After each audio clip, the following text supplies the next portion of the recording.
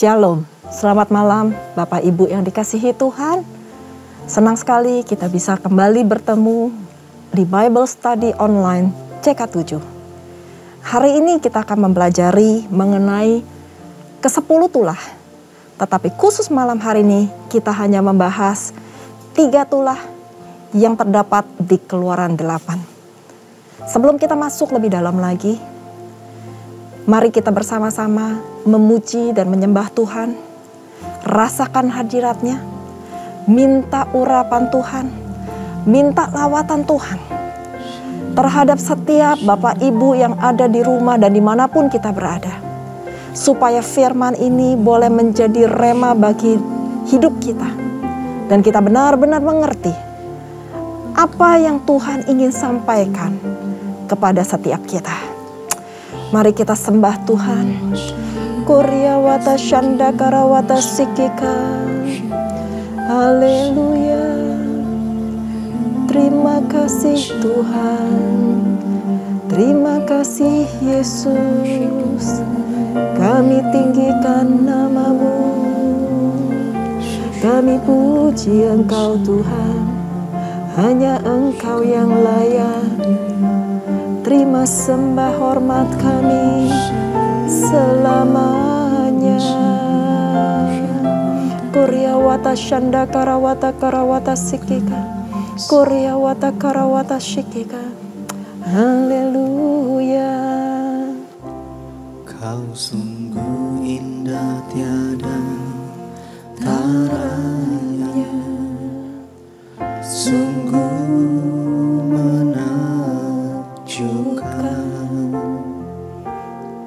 sungguh ajaib untuk dimengerti, lebih dari semua yang ada. Hikmat-Mu tiada terselami, kasih-Mu dalam tak terduga. Kau sungguh indah tiada taranya, mulia dan berkuasa. Ku kagum hormat akan Engkau, ku kagum hormat akan Engkau. Kau Allah yang layak dipuji, ku kagum akan Engkau.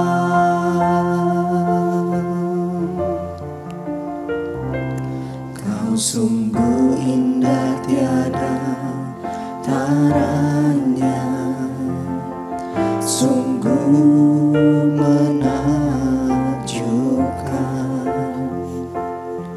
sungguh ajaib untuk dimengerti, lebih dari semua yang ada. Hikmat-Mu tiada terselami, kasih-Mu dalam tak terduga. Kau sungguh indah tiada taranya, mulia dan berkuasa. Ku kagum hormat akan Engkau,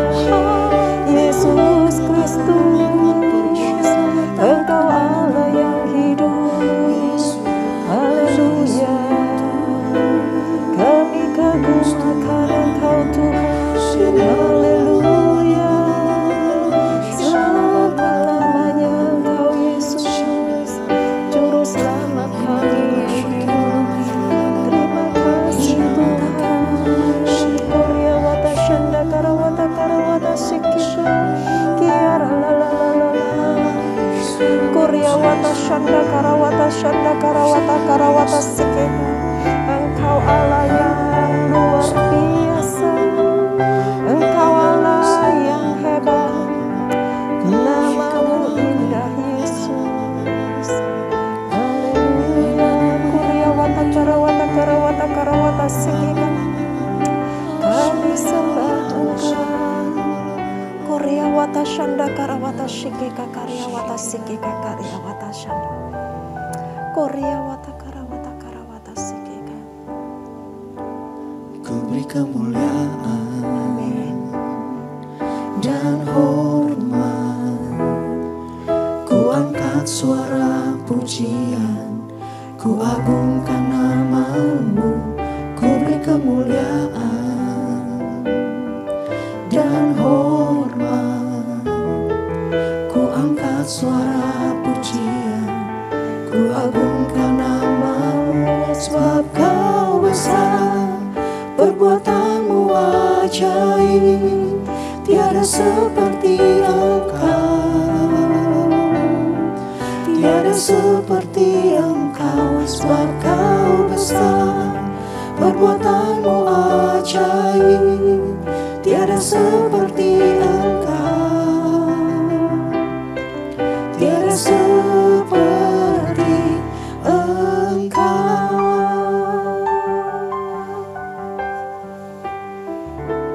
Ku beri kemuliaan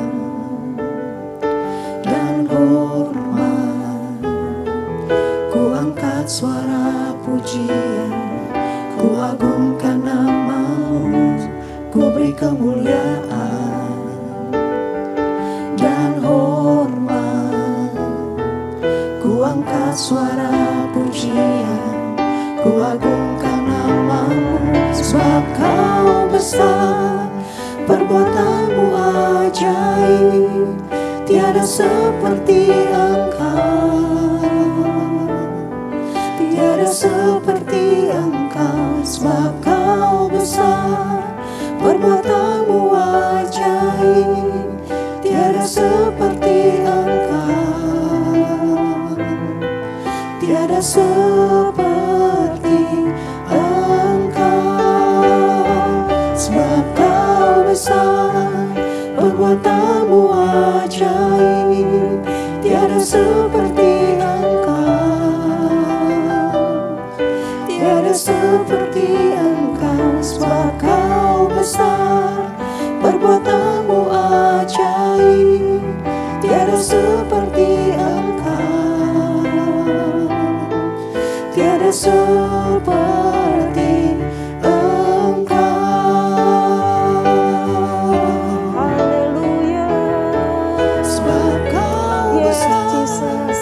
perbuatanmu ajaib, tiada seperti Engkau, tiada seperti Engkau. Sebab kau besar, perbuatanmu ajaib, tiada seperti Engkau, tiada seperti Engkau, tiada seperti Engkau, tiada seperti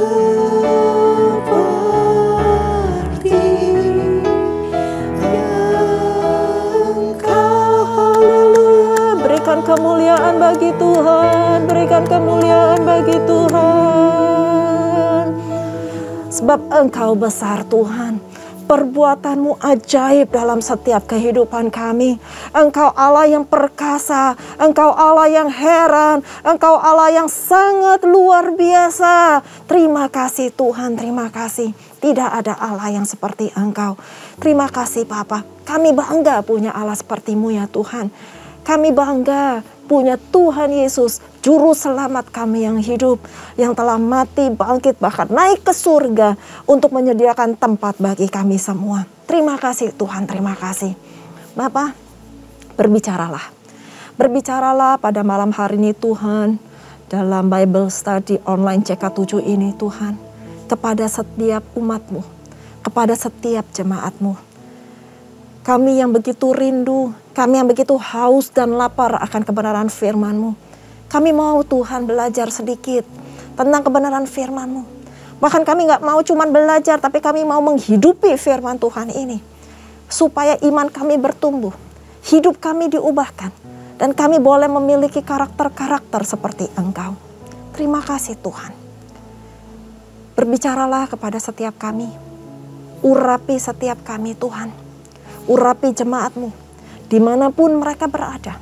Hamba berdoa, jadikan mereka semua Tuhan tanah hati yang subur, yang siap ditanami dengan benih-benih firman-Mu, supaya benih itu boleh tertanam, berakar, dan berbuah lebat.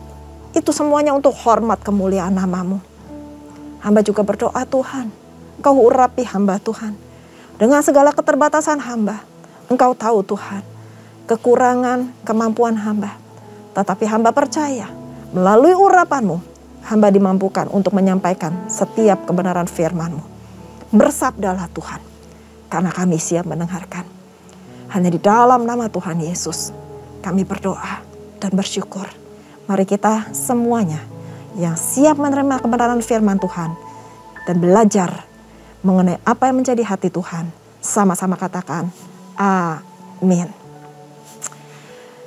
Shalom. Sekali lagi Bapak Ibu yang dikasihi Tuhan, hari ini, malam hari ini kita akan sama-sama belajar dari Keluaran 8. Nah, kalau kemarin kita sudah belajar mengenai tulah yang pertama, ada 10 tulah yang Tuhan berikan kepada Firaun, kepada bangsa Israel, mulai dari Keluaran 7 sampai Keluaran 12.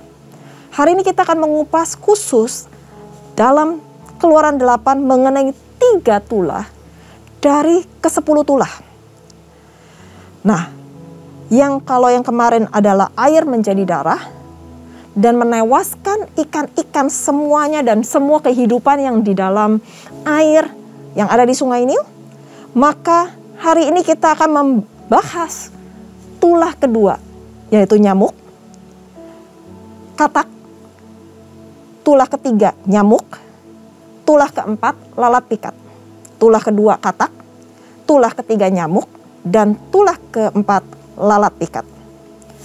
Saya pelajari ada beberapa keunikan dari setiap tulah. Dan ada yang diberitakan terlebih dahulu dan ada tulah-tulah yang langsung terjadi tanpa ada pemberitahuan terlebih dahulu, khususnya kepada Firaun. Mari kita bahas satu persatu ketiga tulah ini. Dimulai dari tulah kedua, yaitu katak. Di Keluaran 8 ayat 1 saya akan bacakan dengan perlahan. Berfirmanlah Tuhan kepada Musa, pergilah menghadap Firaun dan katakan kepadanya, beginilah firman Tuhan, biarkanlah umatku pergi supaya mereka beribadah kepadaku. Jika engkau menolak membiarkannya pergi, maka aku akan menulahi seluruh daerahmu dengan katak.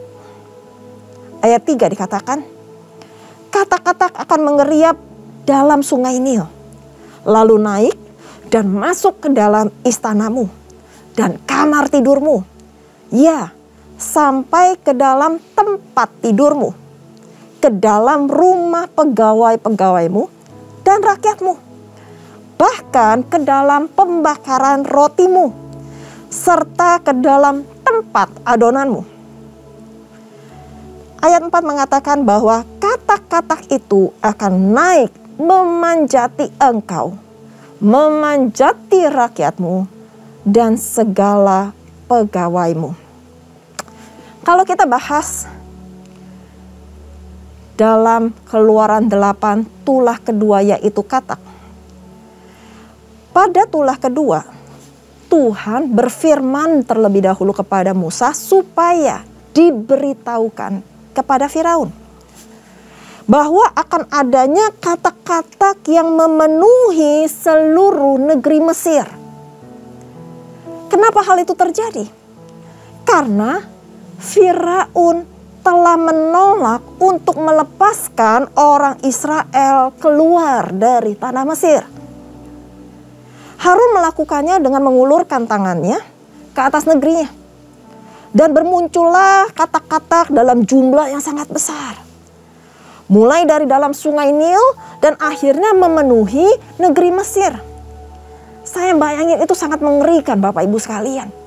Kalau kita bayangin ada katak-katak 2, 3, 4 aja masuk dalam rumah kita. Aduh, jijiknya luar biasa.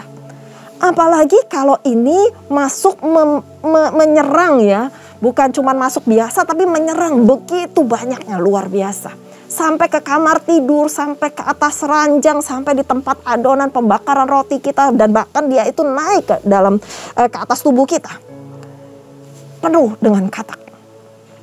Ahli-ahli sihir Firaun pun juga dapat membuat hal yang sama dengan mantra-mantra mereka.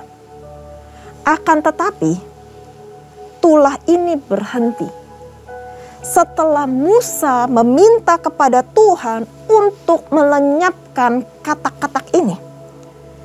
Permintaan ini kenapa Musa lakukan? Karena Firaun minta dengan janji bahwa ia akan melepaskan orang Israel. Sehingga Tuhan mengabulkan. Namun, kendati katak-katak itu mati, bangkai katak-katak itu lenyap dan hilang dari muka negeri Mesir dan dikumpulkan orang, bangkai-bangkai itu bertumpuk-tumpuk sehingga Mesir itu waktu itu bau busuknya luar biasa. Akan tetapi perhatikan di ayat 15. Tetapi ketika Firaun melihat bahwa telah terasa kelegaan. Kelegaan kenapa? Karena katak-katak itu sudah mati, sudah lenyap. Firaun minta ke Musa, Musa minta kepada Tuhan sehingga Tuhan matiin semuanya katak-katak. Akan tetapi di ayat 15 dilanjutkan.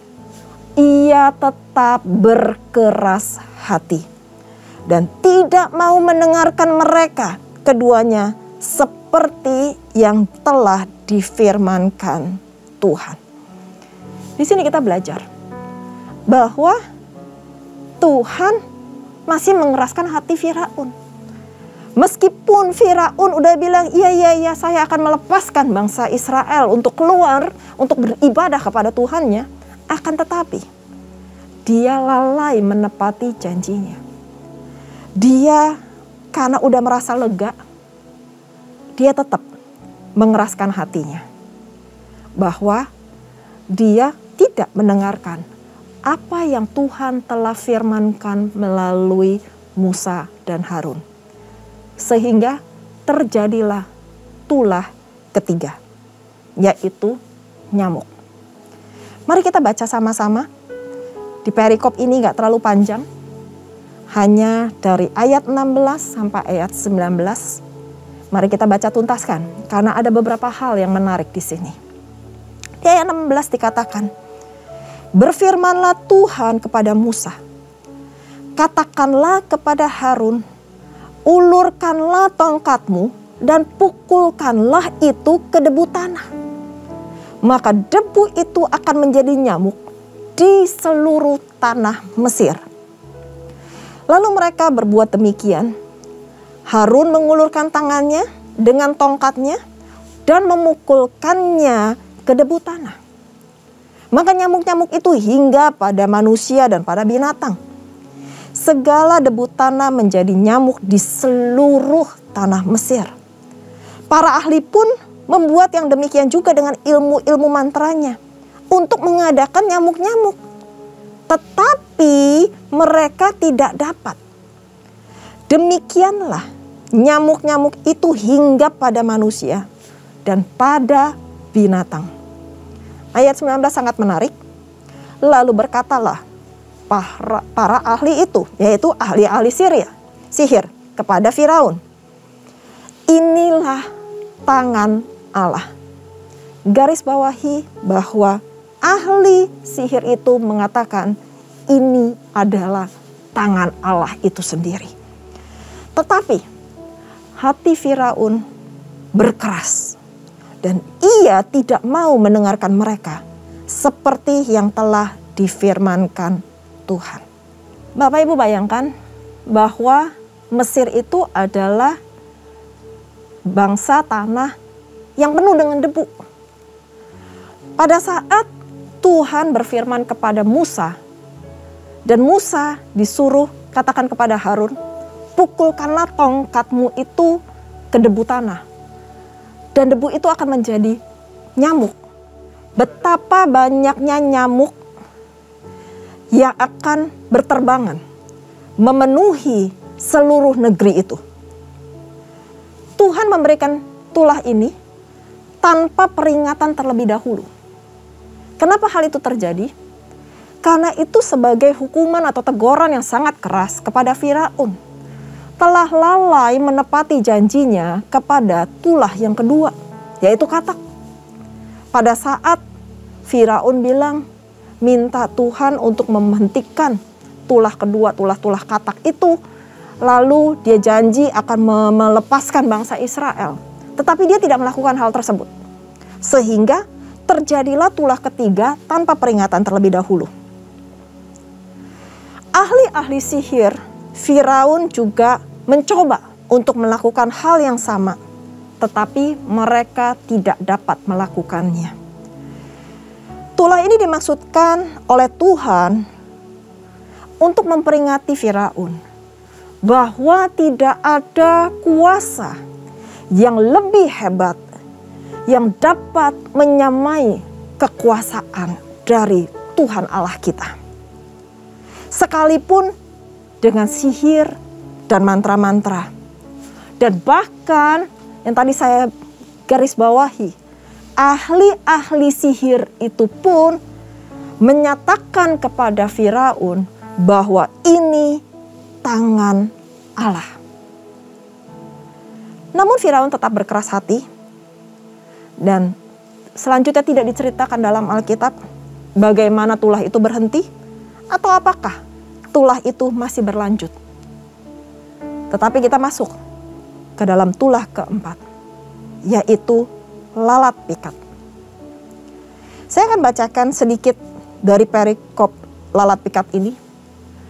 Di ayat 20 dikatakan, berfirmanlah Tuhan kepada Musa, bangunlah pagi-pagi dan berdirilah menantikan Firaun.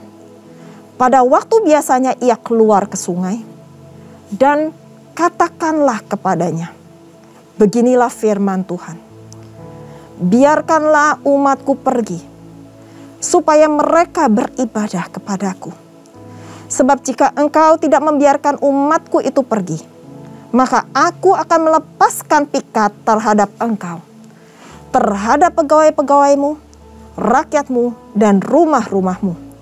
Sehingga rumah-rumah orang Mesir, bahkan tanah di mana mereka berdiri, akan penuh dengan pikat. Tetapi pada hari itu, aku akan mengecualikan tanah Goshen, di mana umatku tinggal, sehingga di sana tidak ada terdapat pikat, supaya engkau mengetahui bahwa aku Tuhan ada di negeri ini. Sebab aku akan mengadakan perbedaan antara umatku dan bangsamu, dan besok tanda mujizat itu akan terjadi. Sangat menarik bahwa tulah keempat lalat pikat itu muncul hanya diperuntukkan bagi orang Mesir. Khusus di tanah Goshen, di mana bangsa Israel tinggal, tidak terdapat tulah tersebut. Tidak ada lalat pikat. Mereka nggak kena tulah itu. Kenapa terjadi seperti itu? Karena Tuhan mau mengadakan perbedaan antara umat Tuhan dan bangsa yang lain. Tuhan mengadakan perbedaan antara orang yang beribadah kepadanya dengan orang yang tidak beribadah kepadanya. Karena kita belajar sebelumnya, Tuhan bilang bahwa bangsa Israel adalah anaknya, anak Tuhan yang sulung. Sehingga Tuhan mengkhususkan tanah Goshen, tempat di mana bangsa Israel itu tinggal. Musa dan Harun tidak melakukan apa-apa agar tulah ini terjadi. Tetapi tidak diketahui apa yang dilakukan oleh lalat-lalat ini. Apakah dia cuma terbang, hinggap, dan saya percaya kalau seandainya ada lalat di rumah kita, hinggap di setiap tempat kita, pertama kita merasa sangat terganggu. Dan yang kedua, kita merasa menderita banget kan? Ada banyak begitu binatang-binatang insek di sekeliling kita. Kita bahkan kalau seandainya diserbu sama tawon aja heboh gitu ya. Apalagi kalau seluruh bangsa itu penuh dengan lalat pikat. Pasti bangsa Israel itu sangat menderita. Tulah ini dimaksudkan untuk mempermalukan orang-orang Mesir dengan dewanya sendiri.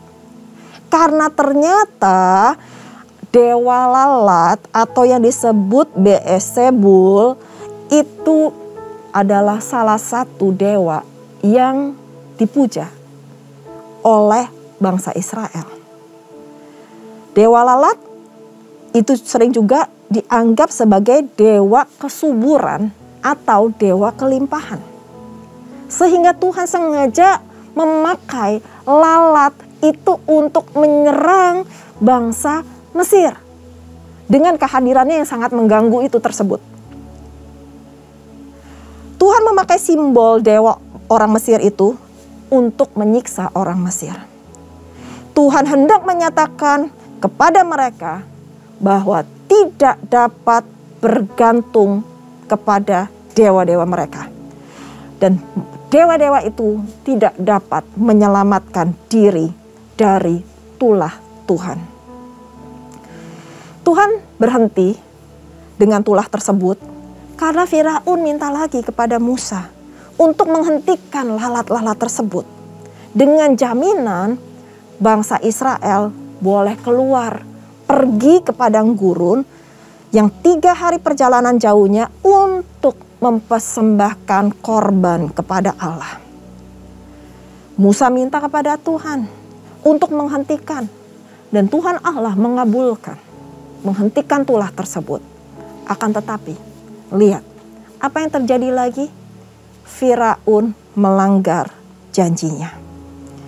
Di sini kita belajar Bapak Ibu sekalian bahwa ada beberapa hal yang penting. Tuhan yang bisa mengeraskan hati. Akan tetapi Tuhan juga yang bisa melembutkan hati. Semuanya adalah dalam kendalinya Tuhan. Kalau seandainya saat ini kita masih berdoa, kita masih bergumul untuk orang yang kita kasihi, atau ada orang-orang di sekeliling kita yang masih mengeraskan hati, bukan karena kuat gagah kita, bukan karena kebaikan kita, orang itu bisa melembutkan hatinya. No. Akan tetapi itu semuanya karena Tuhan. Bagian kita hanya berdoa, minta belas kasihan Tuhan turun atas orang itu sehingga Tuhan bisa melembutkan hatinya. Sama seperti Tuhan loh yang mengeraskan hati Firaun, dan Tuhan sendiri juga yang akan melembutkan hatinya. Atau mungkin juga ada di antara kita, mungkin termasuk saya, yang sampai saat ini masih mengeraskan hati kita. Apapun yang sedang kita keraskan hati kita, mungkin dalam hal mengampuni, mungkin di dalam hal mengasihi, atau mungkin dalam hal-hal yang lain. Kalau seandainya kita ini adalah orangnya yang sama seperti Firaun, yang begitu mengeraskan hati, dan bahkan jangan sampai kita melanggar apa yang sudah kita janjikan kepada Tuhan. Maka pada malam hari ini, mari kita sama-sama bertobat. Kita sama-sama minta ampun sama Tuhan karena kekerasan hati kita. Tuhan mau jamah setiap kita. Jangan sampai Tuhan memberikan tulah-tulah dalam tanda kutip, yaitu proses-proses, supaya kita ini bisa melembutkan hati kita. Akan tetapi biarlah Roh Kudus dengan lembut menjamah setiap hati dan merubah kita supaya hati kita dilembutkan. Kita mau dengar-dengeran dengan apa yang Tuhan telah firmankan kepada setiap kita. Bapak Ibu yang dikasihi Tuhan, kita bisa belajar banyak tentang tulah ini. Memang bingung belajar kenapa katak, kenapa lalat, kenapa nyamuk. Akan tetapi belajarlah satu hal. Semua ini Tuhan izinkan hanya untuk satu tujuan, yaitu membiarkan bangsa Israel keluar dari tanah Mesir dan untuk melembutkan hati Firaun. Maukah kita melembutkan hati untuk menerima apa yang Tuhan inginkan dalam kehidupan kita? Mungkin kita melalui proses yang panjang, tapi kita masih bebal hati. Kita masih gak mau berubah. Malam ini adalah waktunya. Yuk kita sama-sama. Kita sama-sama menyerahkan hidup kita total kepada Tuhan. Hidup ini bukan milik kita lagi. Hidup ini sepenuhnya milik Tuhan. Biar Tuhan yang bekerja atas hidup kita. Lembutkan hatimu. Lembutkan hatimu.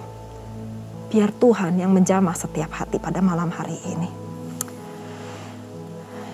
Saya berdoa semua hati jemaat yang mengikuti Bible Study Online CK7 dilawat oleh Tuhan, dilembutkan oleh Tuhan, dan kita dapat merasakan kemuliaan Tuhan, mujizat demi mujizat terjadi dalam kehidupan kita.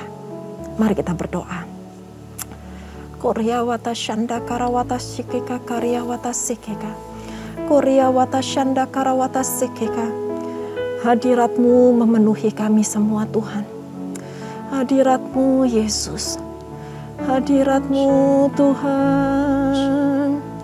Urapan-Mu Yesus. Ubah setiap kami Tuhan. Lembutkan setiap hati yang keras. Jamah kami Roh Kudus. Haleluya. Koryawata karawata karawata karawata sikika. Koryawata shanda karawata sikika karyawata shanda karawata sikika. Koryawata shanda karawata sikika. Alami Tuhan. Alami Tuhan. Alami Tuhan di setiap rumah-rumah. Koryawata shanda karawata sikika. Di setiap hati kami Tuhan. Kami mau membuka Tuhan dengan lebar-lebar. Supaya Roh Kudus-Mu menjamah kami, menuntun kami, mengurapi kami. Koryawata shanda karawata sikeka, ampuni kami Tuhan kalau sampai saat ini kami masih mengeraskan hati. Mengeraskan hati terhadap sesuatu yang tidak berkenan di dalam hati-Mu Tuhan. Kalau kami mengeraskan hati kami dalam hal mengampuni Tuhan, jamah setiap hati Tuhan, supaya kami bisa melepaskan pengampunan. Koryawata shanda karawata sekeka. Roh Kudus, Engkau hadir. Engkau hadir. Kalau ada yang mengeraskan hati dalam hal mengasihi, lembutkan hati. Lembutkan hati kami Tuhan. Supaya kami bisa melakukan kasih itu. Sama seperti Engkau telah mengasihi kami terlebih dahulu. Ajar kami Tuhan. Supaya kami dapat mengasihi tanpa pamrih. Tanpa syarat Tuhan. Koryawata shanda karawata sekeka. Hamba berdoa Tuhan, Engkau berkati setiap jemaat-Mu. Mereka dalam keadaan apapun pada malam hari ini Tuhan. Mereka yang sakit Engkau sembuhkan. Mereka yang mengalami masalah dalam ekonomi Engkau pulihkan Tuhan di dalam nama Tuhan Yesus. Mereka yang mengalami masalah dalam rumah tangga, Tuhan Engkau lembutkan hati mereka. Setiap hati yang keras Tuhan Engkau jamah. In the name of Jesus, pada malam hari ini terjadi terobosan-terobosan di dalam rumah tangga. Hati suami dipulihkan. Hati-hati istri dipulihkan. Hati-hati anak yang mungkin sudah pahit, kecewa dengan orang tuanya, Engkau pulihkan. Kasih-Mu melingkupi. Kasih-Mu melingkupi setiap rumah tangga, setiap jemaat-Mu yang ada. sehingga terjadi pemulihan demi pemulihan. Dan nama Tuhan dipermuliakan. Terima kasih Tuhan, terima kasih. Hamba telah selesai berbicara ya Bapa. Allah Roh Kudus, Engkau terus berbicara kepada setiap kami. Pakai arti ketiga tulah ini Tuhan, supaya kami dapat mengerti apa yang menjadi pesan khusus-Mu terhadap kami semua. Kami mau belajar dengar-dengaran akan Engkau. Terima kasih Bapa. Sekali lagi urapi kami, berkati kami, pulihkan keadaan kami, dan jawab setiap doa kami tepat pada waktunya. Terima kasih Bapa. Hanya di dalam nama Tuhan Yesus kami berdoa dan bersyukur. Mari kita yang sudah diberkati Tuhan, kita mengangkat kedua tangan kita dan kita siap menerima berkat. Terimalah berkat yang berlimpah-limpah dari Allah Bapa. Kasih karunia di dalam anaknya yang tunggal, Tuhan kita Yesus Kristus, dan persekutuan manis dengan Roh Kudus menyertai Bapak Ibu sekalian mulai saat ini sampai Tuhan Yesus datang untuk kedua kalinya, menjemput kita di awan-awan permai dan bahkan untuk selama-lamanya. Mari kita yang sudah menerima berkat dan sudah belajar tentang kebenaran firman Tuhan, sama-sama katakan amin. Terima kasih, selamat malam, Tuhan Yesus memberkati. Shalom.